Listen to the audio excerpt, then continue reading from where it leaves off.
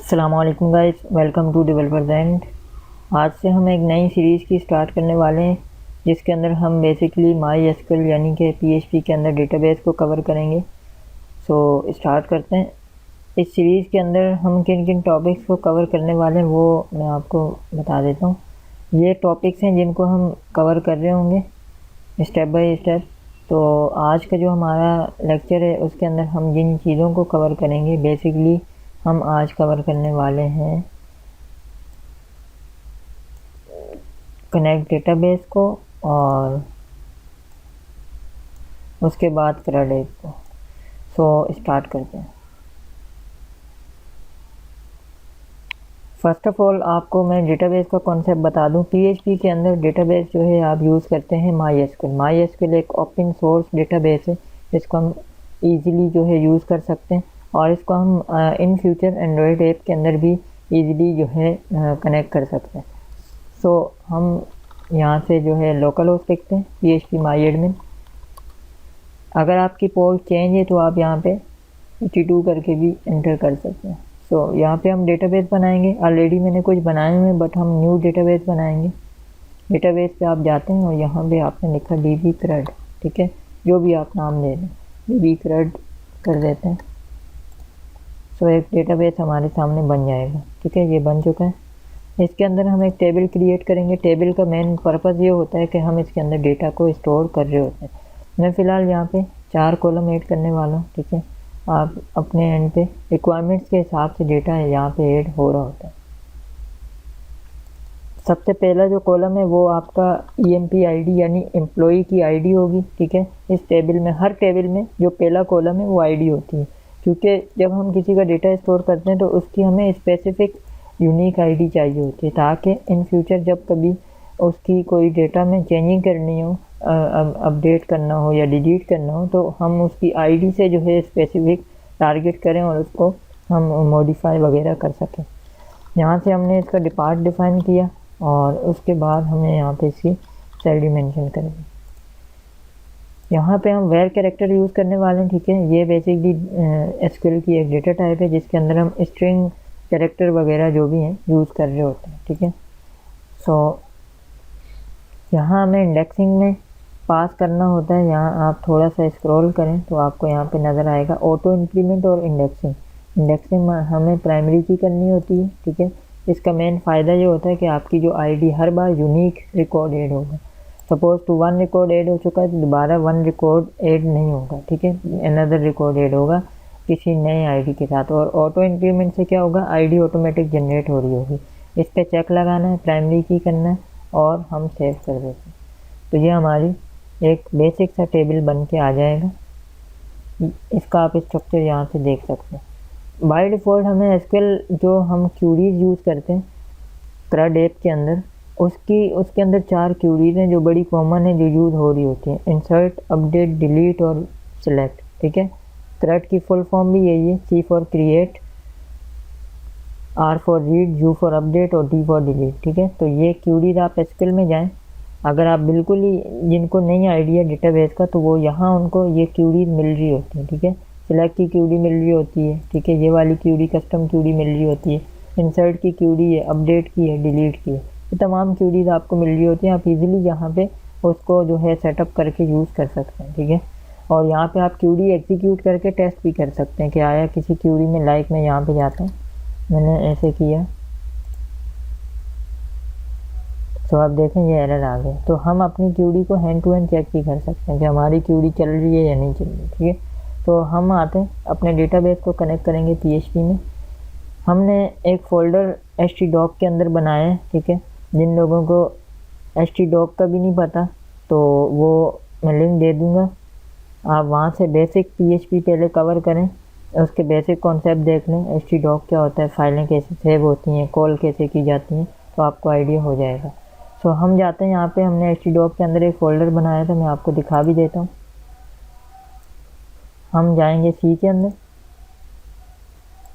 यहाँ पे XAMPP के अंदर htdoc, और यहाँ पे देखें आप, यहाँ पे फ़ोल्डर काफ़ी सारे। हमारा जो फ़ोल्डर है वो बेसिकली हमारा फ़ोल्डर है CRUD ऐप के नाम से, ठीक है। इसके अंदर हमने 2 फाइलें बनाई हुई हैं, एक कनेक्ट की और एक एम्प्लॉई की, ठीक है। और यहाँ CSS का फोल्डर भी नज़र आ रहा है। इसके अंदर बेसिकली हमने क्या किया, बूटस्ट्रैप को डाउनलोड किया हुआ, ठीक है। बूटस्ट्रैप कैसे डाउनलोड होती है, आप यहाँ पे जाएँ getbootstrap.com, ठीक है। आप इस वेबसाइट पे जाएँ, यहाँ से आप इसका जो भी वर्जन डाउनलोड करना चाहते हैं, डाउनलोड पे जाके इसका सोर्स कंपाइल्ड फाइल डाउनलोड कर लें, ठीक है। तो ये हो जाएगी। तो हम वापस आते हैं अपने कोड पे और यहाँ हमने PHP का कोड ओपन करना है, ठीक है। PHP का टैग ओपन करने के बाद हम यहाँ पे एक वेरिएबल बनाएंगे MySQLi। पहला मेथड यूज़ करने वाले हैं कि किस तरह हम PHP के अंदर डेटाबेस को कनेक्ट कर रहे होते हैं MySQL को। सबसे पहले ये पैरामीटर मांगता है, पहला लोकल होस्ट, ठीक है। दूसरा ये मांगता है आपसे यूज़र नेम, यानी सर्वर का यूज़र नेम तो रूट होता है बाय डिफ़ॉल्ट, और इसी तरह पासवर्ड खाली होता है, ठीक है। और यहाँ पे डेटाबेस का नाम है हमारा dbcred, ठीक है। तो ये हमने एक डेटाबेस बनाया है। एक हम लॉजिक लगाते हैं कि इफ़ अगर हमारा कनेक्शन नॉट डिफाइन है, यानी कनेक्शन में कोई इशू हो तो डाई कर दो। डाई क्या करता है, एग्जीक्यूशन रोक देता है कि नॉट इस्टेब्लिश DB, ठीक है। ये हमने एक मैसेज रख दिया। अब हम इसको कहाँ ऐड करेंगे, अपने एम्प्लॉई के अंदर, ठीक है। तो यहाँ पे मैंने एक लिंक लगाया हुआ है सबसे पहले बूटस्ट्रैप का CSS के अंदर, और एक मैंने बेसिकली जो हमारी कनेक्ट का पेज था कनेक्शन, उसको मैंने यहाँ पे इंक्लूड किया हुआ, ठीक है। इसका पर्पज़ क्या है ऊपर इंक्लूड करने का, बेसिकली कि हमें बार बार कनेक्शन डिफ़ाइन नहीं करना, और हमने चूँकि फ़ाइल बना दी है तो हम जितने भी मॉड्यूल बनाएंगे, जैसे एम्प्लॉई का है, यूज़र्स का है, और मज़ीद जो भी एक प्रॉपर जो एप्लीकेशन होती हैं, उसके अंदर आपको बार बार डिफ़ाइन नहीं करना पड़ेगा कनेक्शन। एक ही दफ़ा आप डिफ़ाइन करें और उसको इंक्लूड करके रीयूज़ कर रहे होते हैं हम चीज़ों को। तो इसके अंदर मैंने एक ग्रिड सिस्टम यूज़ किया बेसिक सा बूटस्ट्रैप का, जिसमें मैंने कंटेनर लिए, एक रो की क्लास ली है और इसके अंदर 2 कॉलम बनाए, एक कॉलम LG4 और कॉलम LG8, क्योंकि एक रो के अंदर 12 कॉलम हम बना सकते हैं। तो यहाँ मैंने उसी कैलकुलेशन से 2 बेसिकली कॉलम एडजस्ट किए हैं। पहले कॉलम में हमने एक फॉर्म का स्ट्रक्चर रखा है, ठीक है। इसमें कुछ भी नहीं है, जस्ट हमने हार्ड कोडेड एक फील्ड रखी हुई है, इनपुट फील्ड, और उसको फॉर्म ग्रुप के अंदर रखा हुआ है, ठीक है। और यहाँ पे हमने इसको नेम वगैरह पास किए हुए हैं। ये नेम किस लिए ज़रूरी है, ये नेम बेसिकली इसलिए ज़रूरी है कि इसको हम गेट करते हैं अपने PHP के अंदर, ठीक है।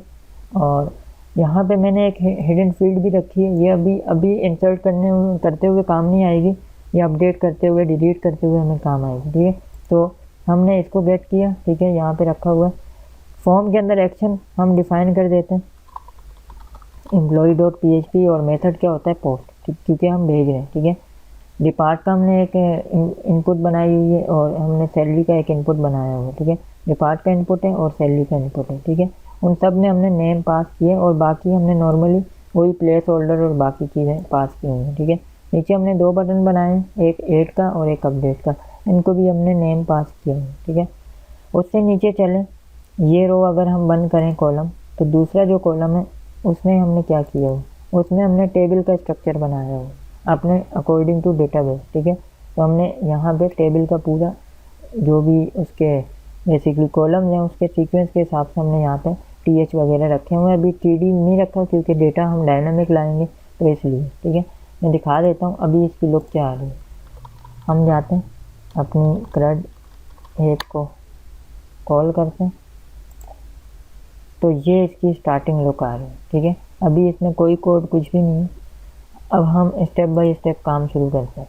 सबसे पहले हमें इंसर्ट करना है, तो इंसर्ट करने के लिए हम यहाँ से फॉर्म के नीचे, मैं यहाँ पे एक कमेंट भी कर देता हूँ, basically insert record into DB।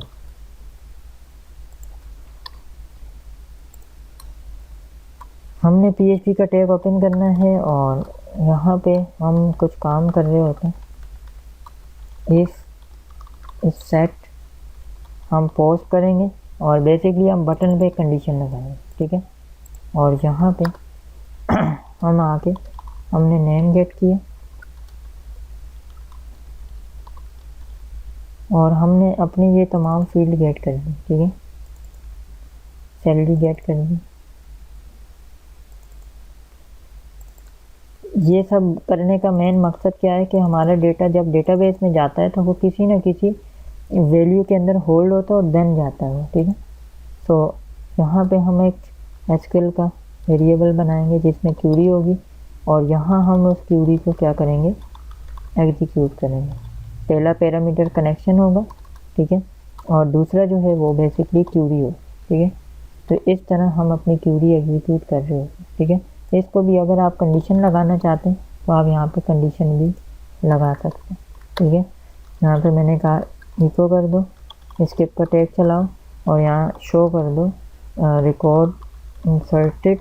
जब जब रिकॉर्ड इंसर्ट हो एक अलर्ट चलेगा, और जब नहीं होगा तो भी एक अलर्ट चलेगा जिसमें एरर हमें शो हो रहा होगा, ठीक है।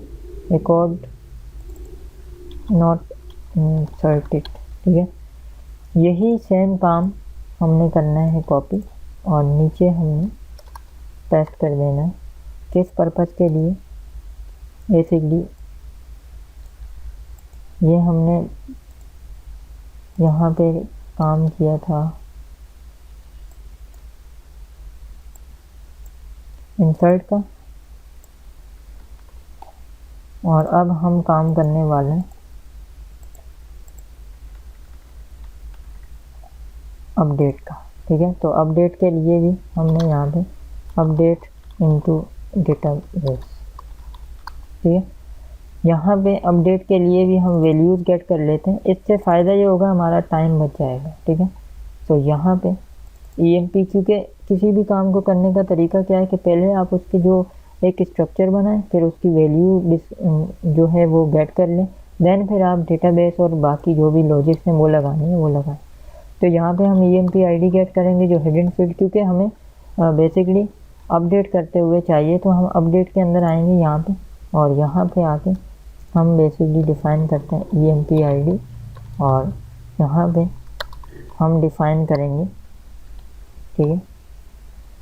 तो ये हमने सारा काम कर दिया, ठीक है। जब अपडेट होगा तो हम कहेंगे कि रिकॉर्ड अपडेटेड, ठीक है, और जब इंसर्ट होगा तो तब क्या लिखा आएगा, इंसर्टेड, ठीक है। क्यूरी अभी हमने नहीं बनाई। क्यूरी कैसे बनेंगे, क्यूरी आप यहाँ से भी बना सकते हैं, ठीक है। इंसर्ट की मैं डायरेक्टली बना देता हूँ,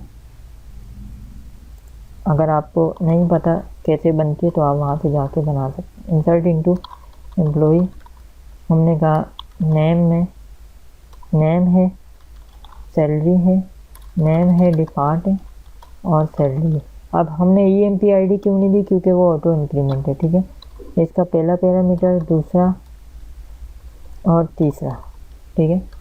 हमने यहाँ सैलरी डिफाइन कर दी, यहाँ पे हमने बेसिकली EMP यहाँ पे हमने डिफ़ाइन कर दिया डिपार्ट, और यहाँ पे हमने डिफ़ाइन कर दिया उसका नाम, ठीक है।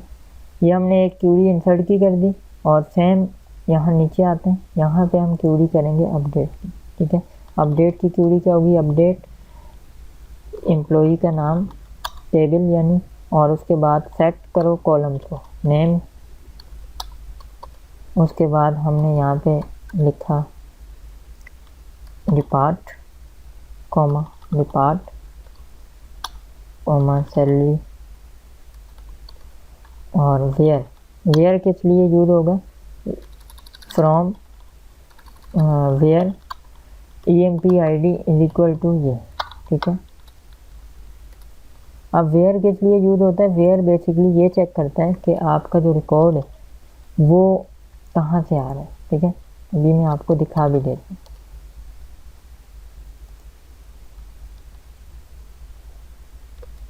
यहाँ पे हमने सैलरी का रेफरेंस दिया, और EMP ID ये जो है ये कहाँ से आ रही है, EMP ID जो कि हिडन है, ठीक है। हमने इंसर्ट में नहीं दी, हमने अपडेट करते हुए दी, ठीक है। यहाँ पे इसका रेफरेंस पास कर लिया, ठीक है।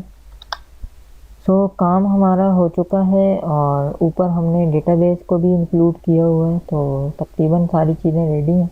हम जाते हैं और इसको रन करते हैं, ठीक है।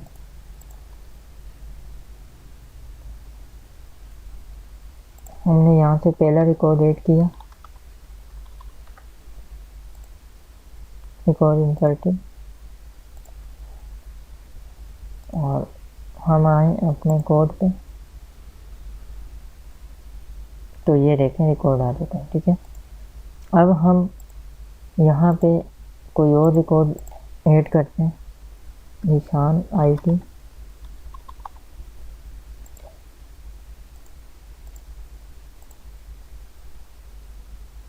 तो ये देखें दूसरा रिकॉर्ड आया। ठीक है, तो इंसर्ट हो रहा है। अपडेट के लिए पहले हमें डेटा मंगवाना पड़ेगा, फिर हमें अपडेट करना है। ठीक है, तो हम जाते हैं SQL पे। अब मैं आपको वो क्यूरी दिखा देता हूँ जो वेयर किस लिए यूज़ होता है। वेयर बेसिकली हम यहाँ पे, क्योंकि अगर आप डायरेक्ट देखें तो यहाँ पे सारा डेटा आ रहा है। यहाँ पे अगर अली के नाम के 2 लोग हैं, मैं डायरेक्टली लिखूँ कि अली को अपडेट कर दो, तो वो तो सबको कर देगा। यहाँ यूनिकनेस इन दोनों में क्या है, इनकी ID, तो हम ID से अपडेट करते हैं। ठीक है, हमेशा आप यहाँ पे अपडेट पे भी जाएं तो ये देखें ID बता रहे हैं। ठीक है, सो हम सबसे पहले क्यूरी यहाँ पे चलाएंगे, क्योंकि हमें सारा डेटा मंगवाना है, रिट्रीव करना है। सिलेक्ट करो स्टैटिक यानी ऑल कॉलम, तमाम कॉलम से डेटा लाओ फ्रॉम एम्प्लॉई के टेबल से, वो कर दें तो सारा डेटा हमारे सामने आ रहा है। ठीक है, इस डेटा को हमें कहाँ शो करना है, बेसिकली इस टेबल में। ठीक है, उसके बाद ही हम फिर URL में इसकी वैल्यू भेजेंगे और देन फिर अपडेट होगा। ठीक है, तो हम जाते हैं नीचे अपने टेबल में, और यहाँ पे जाके हम बेसिकली PHP का टैग करते हैं ओपन, और यहाँ पे हम SQL करके हमने लिखा क्यूरी पेस्ट कर दी, और उसके बाद हमने यहाँ पे RS बनाना है। तो एक वेरिएबल बनाते हैं, इसका नाम आप कुछ और भी रख सकते हैं। क्यूरी एग्जीक्यूट करने के लिए हम कनेक्शन MySQLi क्यूरी यूज़ करेंगे, और यहाँ पे अगेन वही SQL, और इस दफ़ा हमने डायरेक्ट क्यों नहीं किया, ये क्यों लिखा है, उसकी रीज़न ये कि डायरेक्ट डेटा हमें क्यूरी तो एग्जीक्यूट हो जाएगी, लेकिन ये डेटा हमारे जो जब हम कोडिंग के अंदर होते हैं, बेसिकली किसी लैंग्वेज के साथ डेटाबेस को कनेक्ट करते हैं, तो वो डेटाबेस का डेटा डायरेक्टली नहीं आता, वो किसी न किसी सोर्स के थ्रू आता है। ठीक है, इस क्यूरी को मैं डायरेक्ट डेटाबेस में चलाऊंगा, डेटा आ जाएगा, लेकिन यहाँ नहीं आएगा। यहाँ कैसे करेंगे, हम इस डेटा को मंगवा के कहाँ रखेंगे, एक टेम्परेरी डेटा में, एरे के अंदर, और उस एरे को एज अ कलेक्शन हम फॉर ईच से या किसी भी लूप से प्रिंट करेंगे और देन यूज़ करेंगे। तो यहाँ हम यूज़ करने वाले MySQLi फेच है। ये MySQL का अपना मेथड है, ये कहता है कि जो भी क्यूरी एग्जीक्यूट हो उसको आप यहाँ पे पास करें। वो क्या करेगा, उसका क्यूरी में अगर क्यूरी सही है तो वो तमाम डेटा लेगा और उसको एक एरे बना देगा। ठीक है, किस किस्म का एरे होगा अभी मैं आपको प्रिंट आर करके दिखाता हूँ। ठीक है, अभी हम रिफ्रेश करते हैं, तो ये देखें ये एरे। ठीक है, उसमें एक डेटा लाया, दूसरा वाला डेटा लाया। ठीक है, अब हम चाहते हैं इस तरह ना है, बल्कि जहाँ रोज़ के अंदर रिपीट हो। ठीक है, हर बार जैसे जैसे ऐड करें बड़े इंक्रीज हैं, उस पर्पज़ के लिए हमें लूप चाहिए। ठीक है, तो हम जो है यहाँ पे क्या करेंगे, बेसिकली लूप चलाएंगे वाइल का, और यहाँ पे ये जो काम हमने यहाँ बाहर लिखा था इस पूरे को कट करेंगे, यहाँ रखें, और वाइल का लूप हम ओपन करेंगे। यहाँ पे 2 तरीके, या तो आप इको के अंदर लिख दें डायरेक्टली, मैं लिखूँ डेटा में जाओ उसकी EMP ID उठा के लाओ इको कर, ऐसे भी हो जाए। दूसरा तरीका क्या है, जो कि मैं ज़्यादा प्रेफर करता हूँ, वो ये है कि आप क्या करें, PHP का आपने वाइल का लूप ओपन किया, बंद नहीं किया, बंद कहाँ करेंगे, यहाँ पे। अब ये मैंने क्या किया कि मैंने बेसिकली इसका कनेक्शन यहाँ पे डिसकनेक्ट कर दिया PHP को, और अगेन यहाँ पे इसको बंद कर दिया, यानी ये वाइल का लूप ओपन हुआ, PHP क्लोज कर दी, नीचे अगेन ओपन करके क्लोज कर दी, तो ये जो एरिया ये डिसकनेक्ट हो चुका है। यहाँ पे हमें जगह मिल गई, हम यहाँ इजीली काम कर सकते हैं बगैर किसी इशू, जो PHP के एक स्ट्रिंग के रूल होते हैं इको के अंदर, उनसे हम बच जाएंगे। ठीक है, हम डायरेक्टली सीधा सीधा काम कर सकते हैं। तो हमने कहा डेटा में जाओ और यहाँ से EMP ID उठा के लाओ, अपने जो कॉलम है वो हमने दे दी, हमने यहाँ डिपार्ट ऐड कर दिया और हमने यहाँ सैलरी ऐड कर दी। वापस आते हैं तो आप देख सकते हैं डेटा आ गया, ठीक है। कोई नया रिकॉर्ड करेंगे वो भी आ जाएगा। अब एक्शन वाले हिस्से पे क्या आएगा, एक्शन में ये होगा क्योंकि हमें एडिट करना है और डिलीट भी करना है।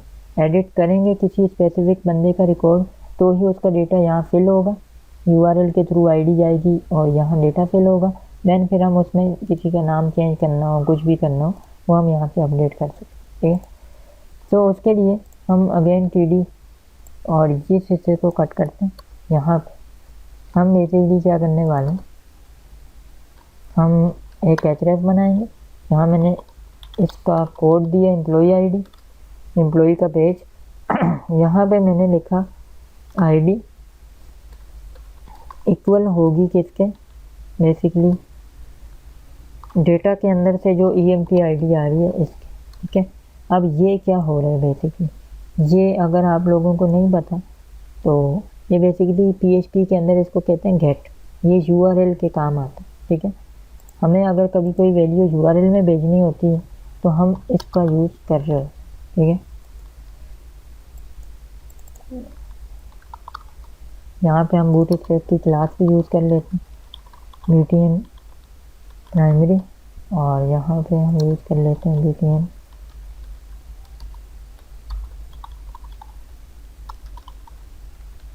ओके जी। सो इस आईडी को भी मैं थोड़ा चेंज कर देता हूँ, मैं करता हूँ यूबीडी यानी अपडेट आईडी, यूपीडी आईडी, और यहाँ हम कर देते हैं डेल आई। ज़रूरत नहीं थी, मैंने यूनिकनेस के लिए किया, ठीक है। और एक काम हम डिलीट के लिए ये करेंगे कि यहाँ पे हम बेसिकली ऑन क्लिक करेंगे, क्योंकि मैं नहीं चाहता कि ऑन डिलीट करें तो वो अलग पेज पे जाए, हम चाहते हैं डायरेक्टली डिलीट हो।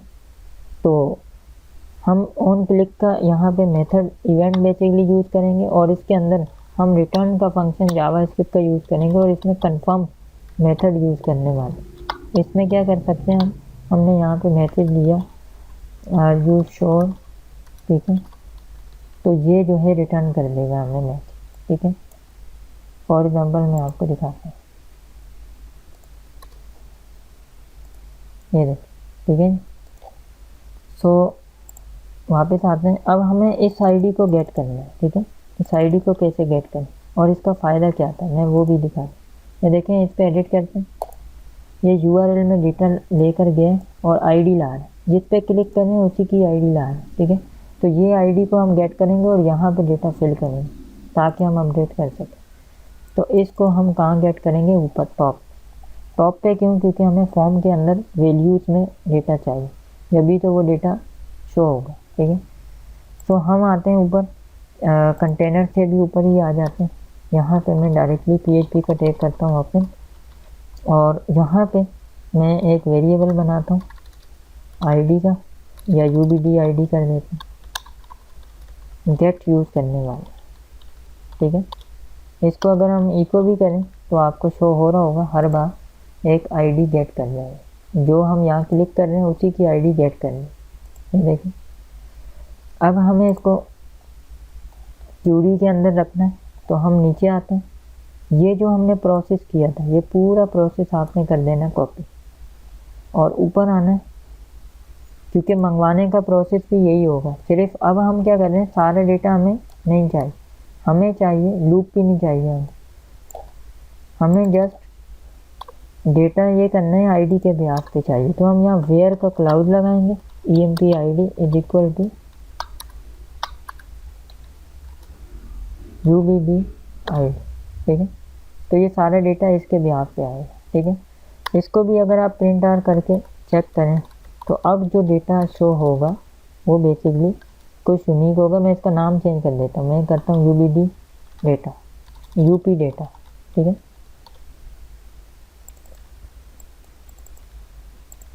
अब हम आते हैं यहाँ पे और ये देखिए, इस पे जाते हैं, इसका डेटा आ रहा है, इस पे जाते हैं, इसका डेटा आ रहा है, ठीक है। अब ये डेटा यहाँ आ चुका है, इसको हमें यहाँ लाना है।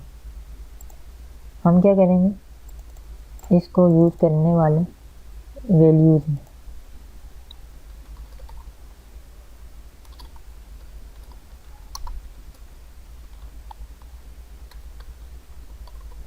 यहाँ पे हम लिखेंगे नेम, और यही पूरा काम हम यूज़ करेंगे जगह जगह। इसकी वैल्यू में हम आईडी दे देंगे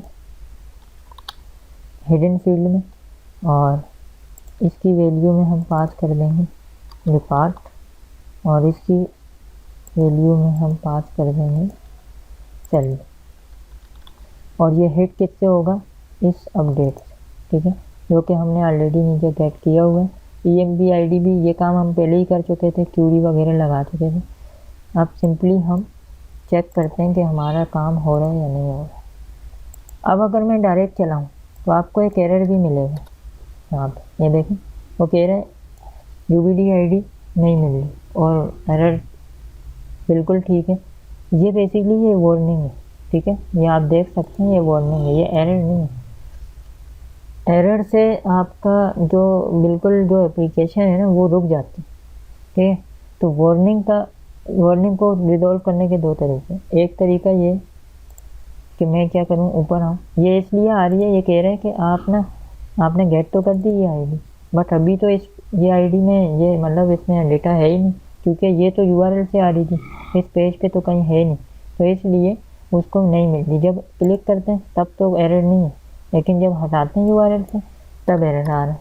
अब सॉल्यूशन क्या है? पहला सॉल्यूशन ये है कि आप क्या करें, इस सेट करके इसके अंदर गेट रख दें, ये वाला, इतना काम अंदर है।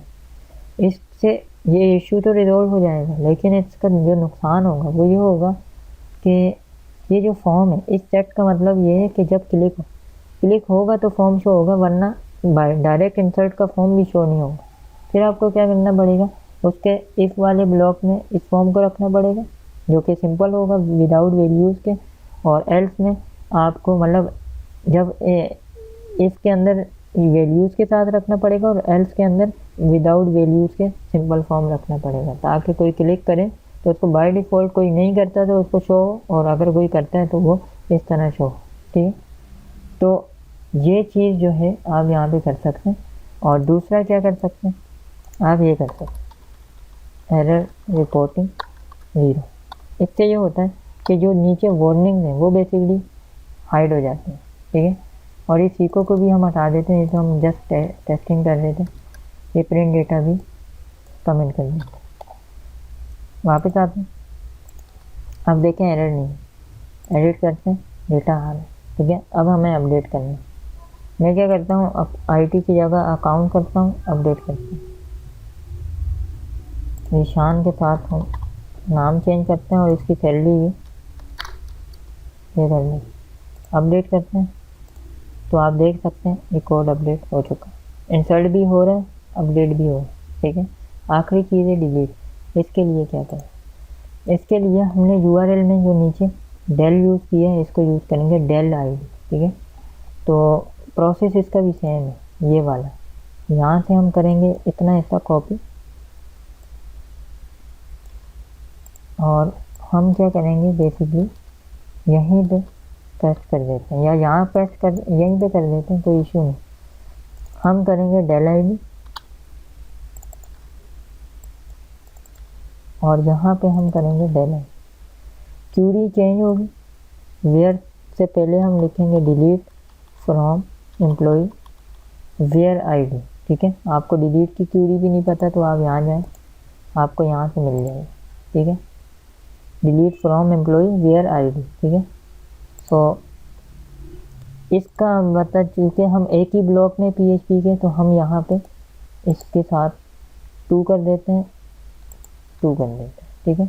बाकी इसकी ज़रूरत नहीं है RS वगैरह की, ये चल जाएगा, ठीक है। कंफर्म वाला काम हम ऑलरेडी कर चुके हैं नीचे, वो जो ऑन क्लिक कर है, तो अब जस्ट हम टेस्टिंग करते हैं,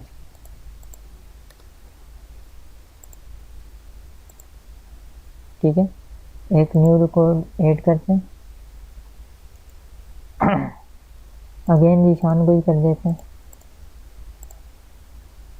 ऐड हुआ, अपडेट भी होगा,